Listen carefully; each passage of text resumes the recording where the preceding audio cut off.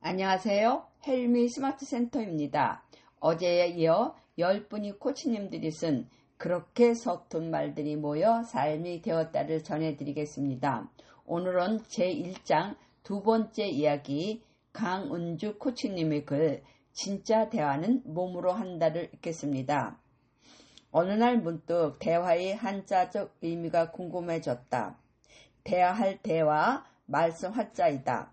대화할 대자는 본래 손에 무언가를 들고 상대를 마주보는 모습을 본뜬 글자이고 말씀 화자는 언과 혀를 소리내는 보이에 결합된 글자이다. 그래서 대화의 사전적인 의미는 서로 마주하여 이야기를 주고받는 것이다. 그러나 우리가 상대방에게 소리내어 이야기한다고 해서 반드시 대화가 이루어지지는 않는다. 말을 주고받기보다 자신의 할 말만 하는 경우가 있기 때문이다.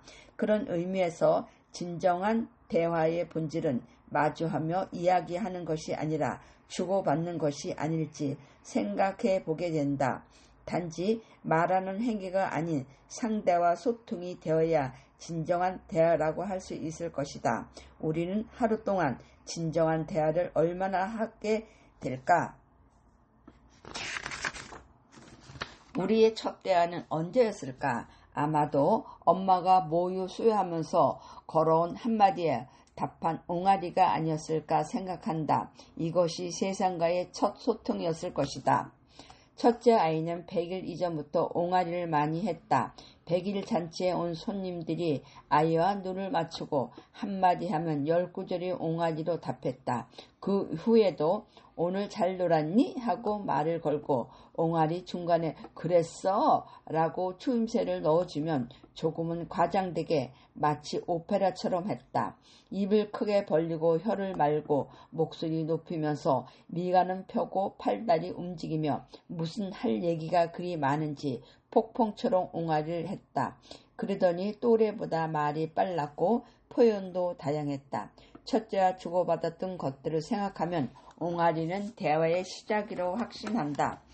또 다른 날엔 가족 모임 중간에 잠깐 복도에 서 있는데 사촌 신우의 3살 정도 된 아들이 혼자 복도로 나왔다. 주변에 아이 부모가 없어 일정 거리를 유지하며 아이를 지켜보고 있었다. 모임 장소가 답답했는지 해방감을 느끼는 미소를 지으며 나름 자유를 만끽하는 눈치였다. 뒤뚱뒤뚱 속도를 내기 시작하더니 순간 본인 속도를 이기지 못하고 앞으로 구부러지며 넘어졌다. 깜짝 놀라 아이에게 가려다 보아하니 별 문제가 없는 듯해서 거리를 좁혀서 아이를 살폈다. 우둔하게 일어나더니 자기가 넘어진 자리를 짧은 다리로 힘껏 서너 번 내리쳤다. 그때 아빠가 나오자 아이는 아빠를 보곤 자기가 넘어졌던 자리에 쭈그리고 앉아 손으로 복도를 치면서 뭐라 하며 아빠를 올려보았다. 이런 아이의 모습은 아빠는 더러워 하지마 하며 아이를 지나쳐 갔다. 아빠 말을 들은 아이는 손바닥을 털며 일어났지만 분이 아직도 풀리지 않았는지 다시 한번 복도를 발로 내리치고는 아빠 뒤를 따랐다. 짧은 순간이었지만 아주 흥미로운 장면이었다. 나는 아이가 아빠에게 무슨 말을 하려 했는지 알 것 같았다. 아빠, 나 복도 때문에 넘어졌어요. 복도 혼내주세요. 라고 했을 것이다. 그런데 이 상황을 모르는 아빠는 아이가 복도를 만지는 행동만 보고 본인이 이야기만 했다. 아빠와 아이는 서로 할 말을 했지만 대화, 즉 교류와 소통이 이루어지지는 않았다. 만약 아이가 나에게 이야기를 했다면 달랐을 것이다. 3살 아이의 말을 정확히 알아들을 수는 없지만 짧은 대화로 소통했을 것이다. 복도 때문에 넘어졌어? 복도 나쁘다. 금방 상황을 보았고 아이의 감정을 이해하고 공감할 수 있었기에 가능할 것이다. 오래전에 함께 일했던 어린 동료 김 선생과 나누었던 대화가 가끔 생각난다. 신설된 교육 담당 부서에 체계가 갖춰지지 않아 조직을 만들어가며 일할 때였다. 김 선생은 석사 과정을 마치고 특별 채용으로 우리 부서에서 교육 업무를 함께 했다. 늦가을쯤 교육을 끝내고 서로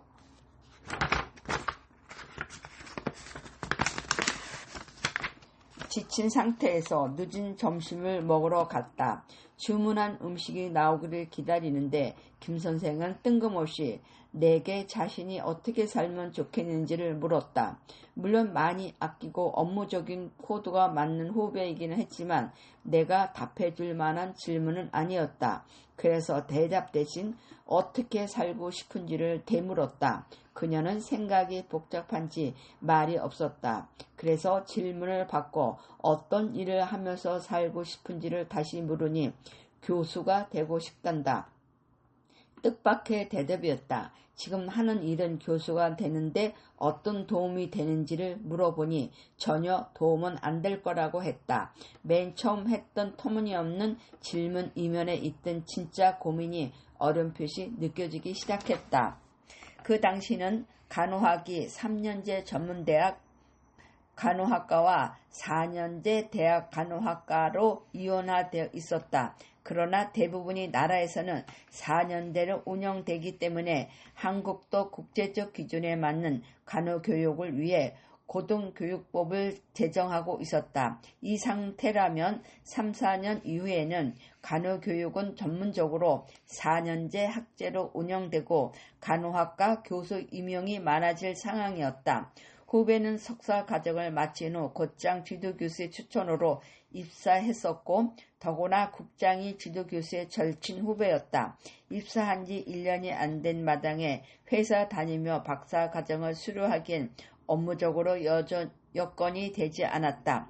혹시 회사의 배려로 박사 과정을 가더라도 그 업무 공백이 선배인 내 몫이란 걸 알고 있기에 고민하는 듯 했다.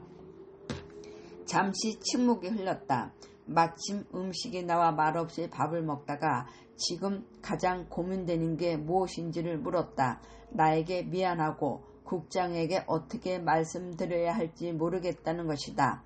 나에게는 미안할 필요가 없다고 하니 조금은 안도하는 눈치였다. 그러나 또 하나의 산을 넘어야 했다. 국장에게는 말한 적 있냐고 물었더니 일 배우고 2, 3년 후에 박사과정 하면 되겠다라고 했단다. 그런데 김 선생의 눈빛은 간절했다. 어느덧 식사는 끝나가고 이야기는 마무리해야 할 것 같았다.